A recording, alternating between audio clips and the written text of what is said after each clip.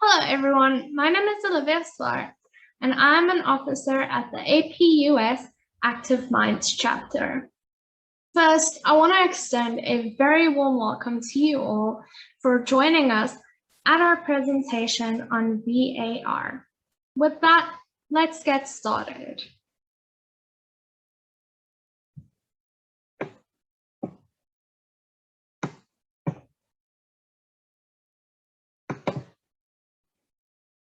Now, you might be asking yourself, what is VAR?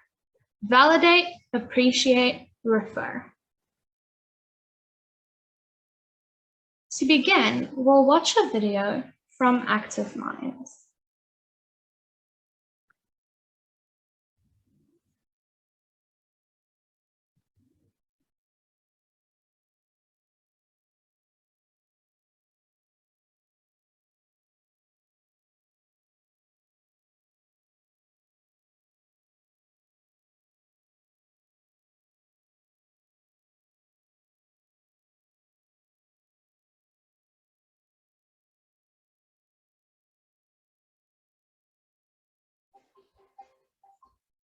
Hey, has this ever happened to you?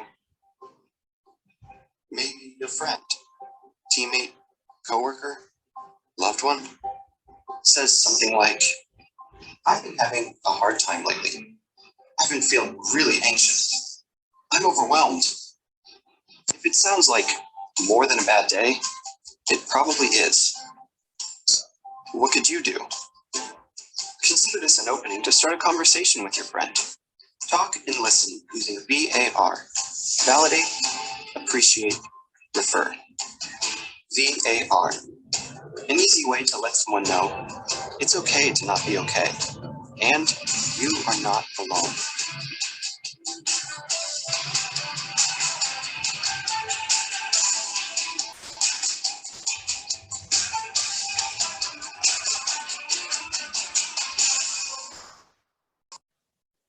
So, what do you say when you're just not sure? This can be a complicated thing to discuss. I mean, a friend comes to you, they need your help, and what do you say? That's where VAR comes in, and this is an extremely helpful tool. But first, let's look at some of the statistics. 76% of young adults turn to a friend first when they are struggling.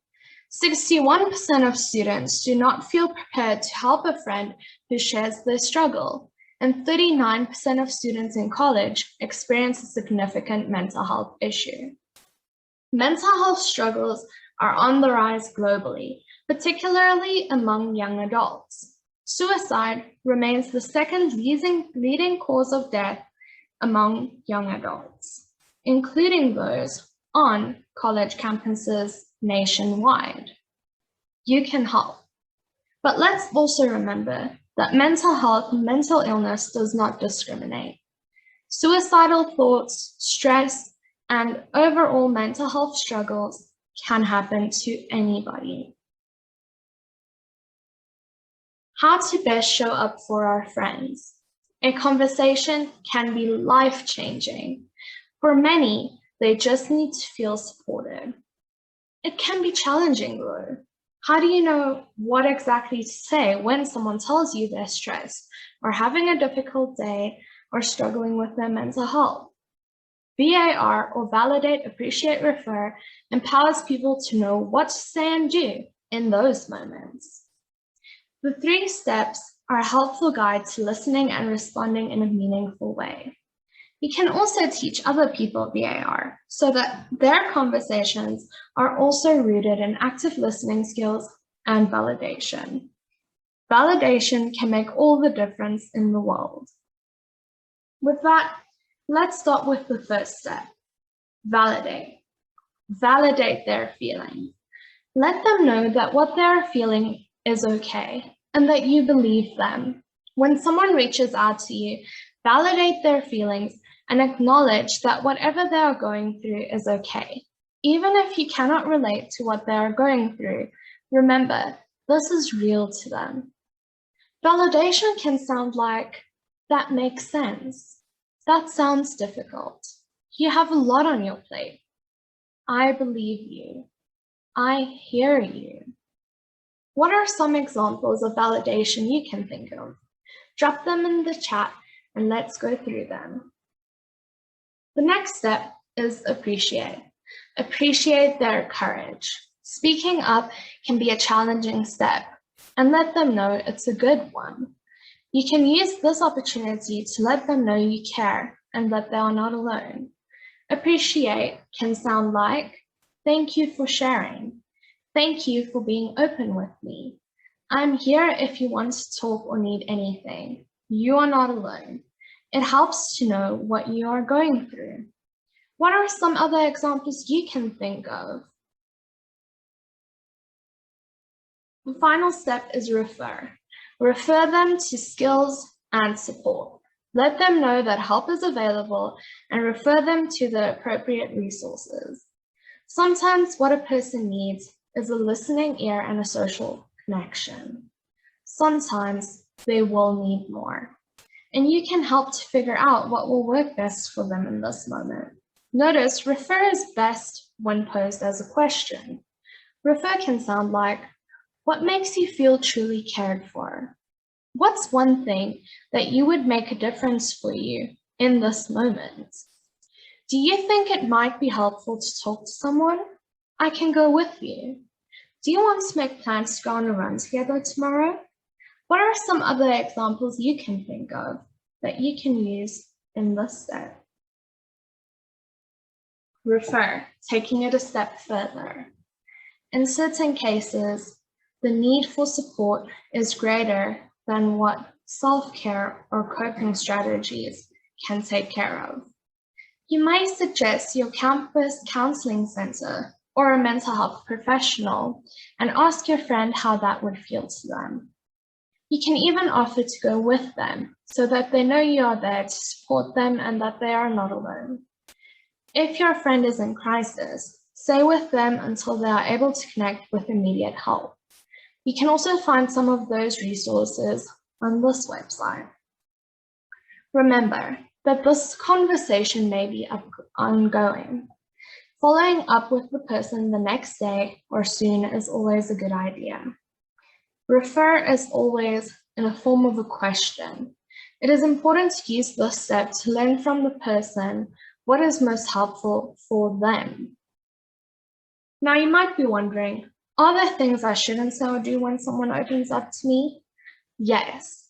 Be careful not to minimize or judge what they are going through, and try not to fix or solve their challenges without fully hearing them out and validating their feelings.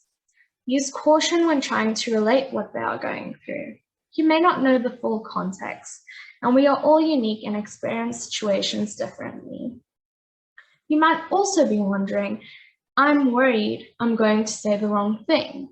What can I do to make sure I don't? And what if I'm not qualified to support someone who is struggling? This is totally valid.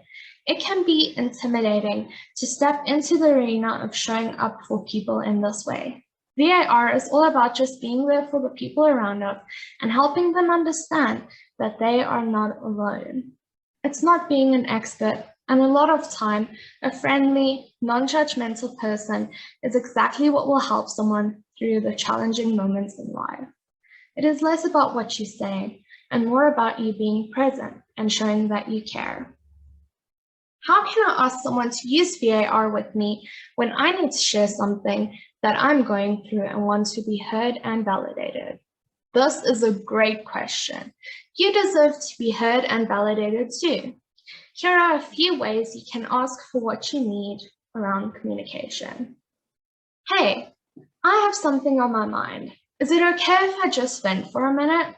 I don't really need advice or anything. I just need to get it off my chest, and it would be super helpful if you were willing to listen. And it is always a good idea to thank them for being a listener after you've finished sharing.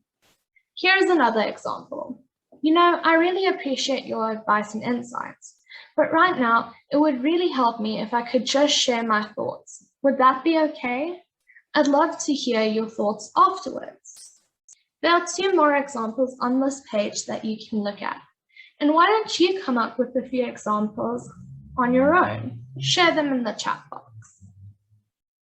Now, what do you do when someone expresses that they are really struggling or that they are considering hurting themselves?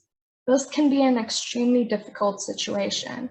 And if you know someone who is in danger of hurting themselves or others, it is important to find them the support they need as soon as possible. You can visit the website above for immediate crisis support resources.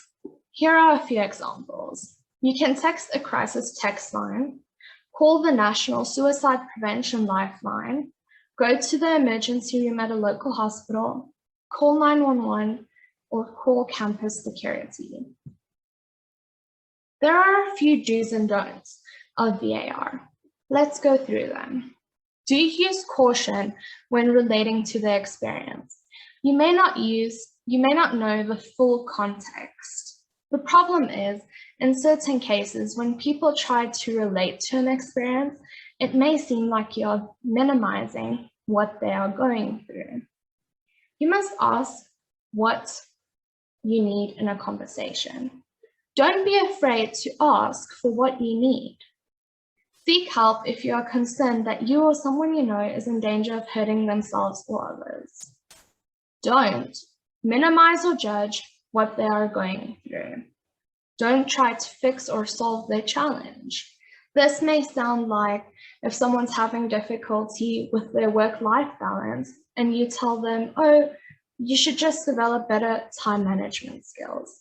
This would minimize and judge what they're going through. And while you're trying to help fix or solve their challenge, it may not come off the best or be helpful to them. Don't try to be an expert. It is enough to be present and show you care. You don't need to be an expert to help. You just need to be there. And listen to those words. They are so important, and they can really make the difference in someone's life. I want to thank you all for being here today and listening to our presentation. And I hope you take VAR out into the world and use it with your friends and teach them to use it with you.